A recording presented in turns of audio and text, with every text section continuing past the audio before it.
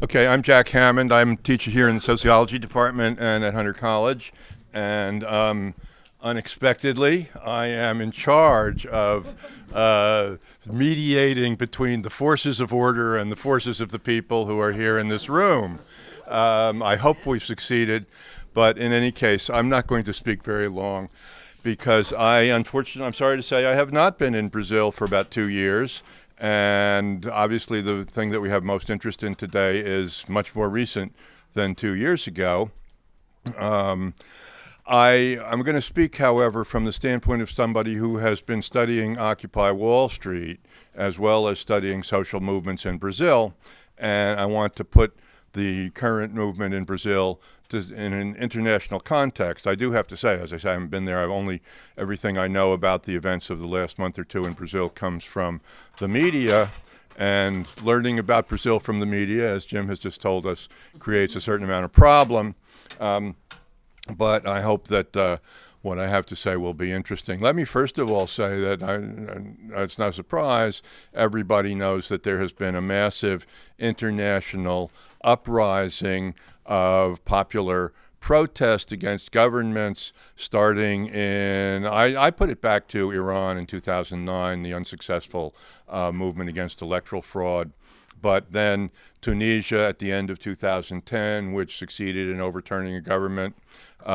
2011, the protests moved on to Tahrir Square in Egypt, which also indirectly overturned the government, well, directly overturned the government, indirectly produced a whole set of subsequent events that don't need to go into today.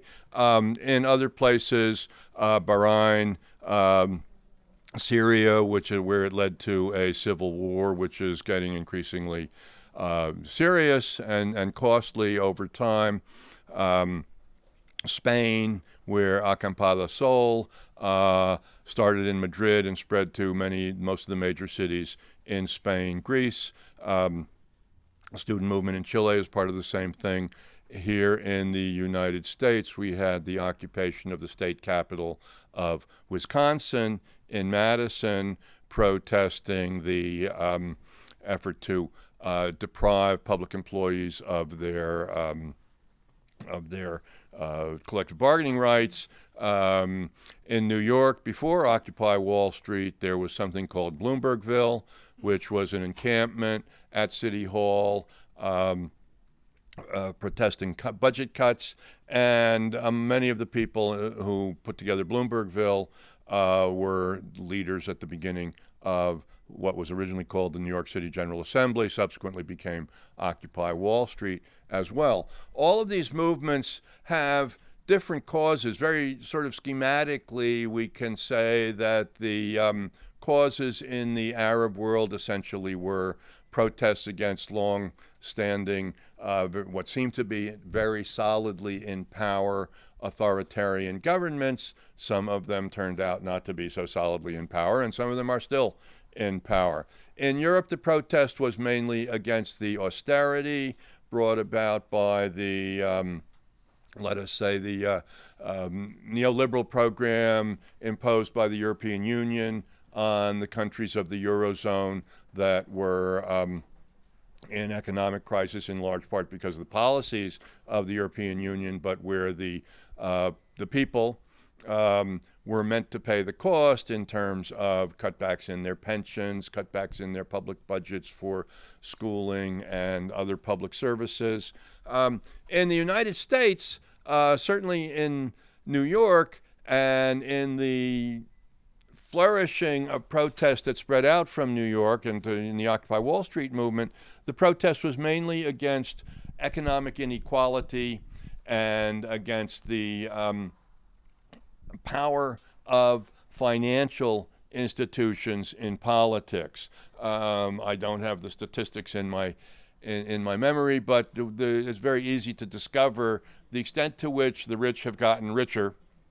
The poor and the middle class have stagnated in the last 30 to 40 years as a result of changes in the economy, globalization, the decline of manufacturing, the decline of jobs in which relatively uneducated, unskilled person could earn a decent living and be, functionally speaking, a member of the middle class, own a home, have the consumer goods that the average American has, and send kids to college.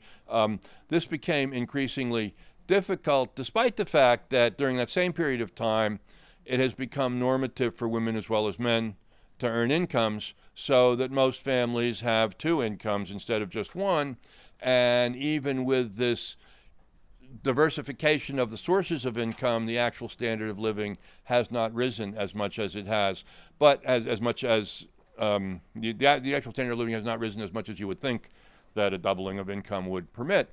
But even more than the objective economic factors that are not imposed by particular policies, we have a protest against the government policies that have accentuated inequality, starting with the George W. Bush tax cuts, the deregulation of the financial system. I'm going to have to stop. I didn't really mean to go on quite so long about the United States. I want to get to Brazil. But what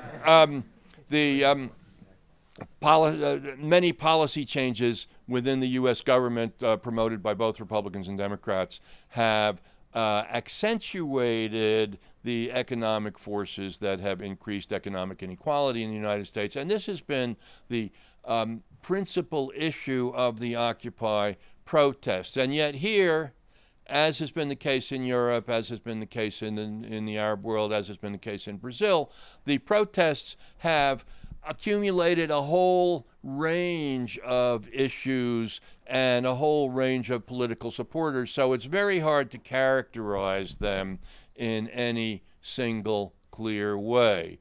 Now, what seems to be the case in Brazil, and again, I'm observing only from outside, and all I know is what I read on the internet, I would differ a little bit in emphasis from both Alvaro and Jim by saying that it seems to be very important there that the bulk of the forces behind the major demonstrations of the last month have been the unorganized middle class. The unorganized middle class that, like the American middle class that's suffering some of these changes, finds it very difficult, especially young people coming out of their studies, finds it very difficult to find employment that's commensurate with both the professional knowledge that they've acquired and with the cost of acquiring that knowledge. There are not the jobs available for people with recent university degrees in professional fields. And there is also, again, from my reading, I would emphasize this a little more than Jim did, the sense of resentment against the freeloaders of the working class. I use the term in anti-auspice.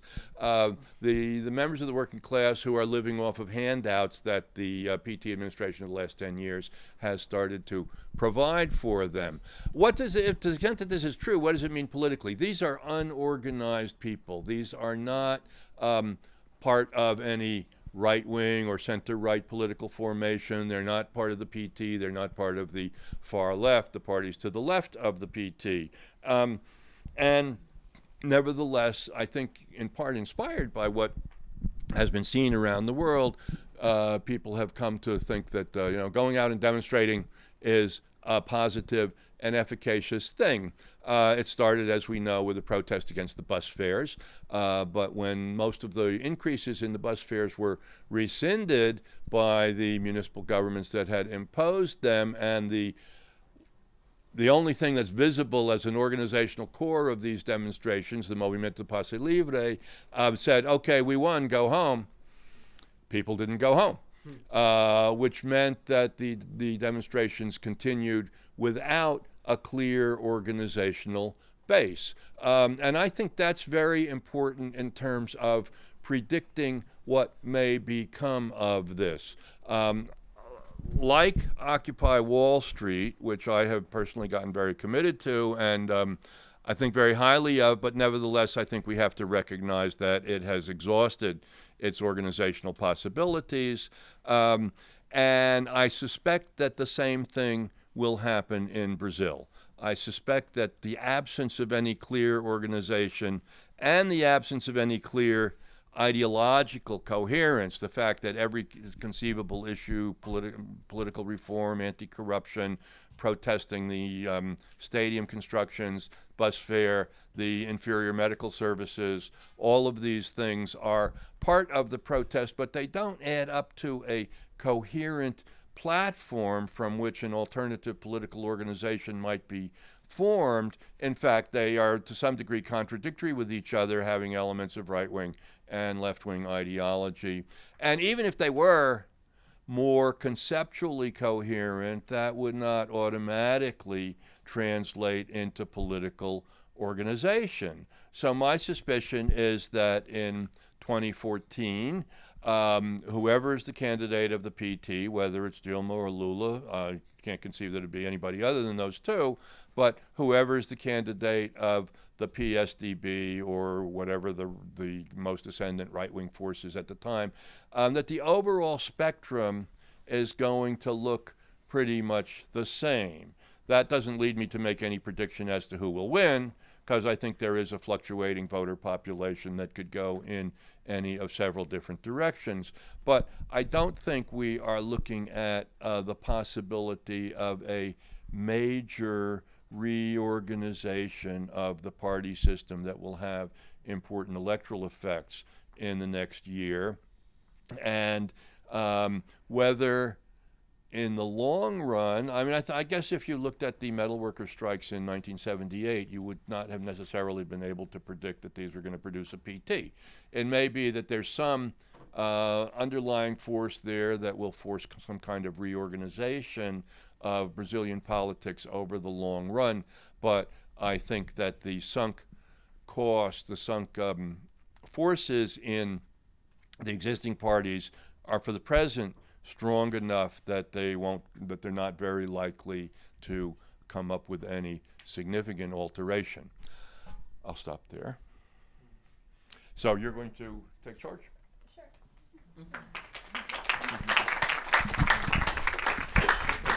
I want to open the floor for comments and discussions. I originally was going to do like 5 and then panel 5, like that type of interaction. Does everybody feel okay with that? Say something. Absolutely. This is not a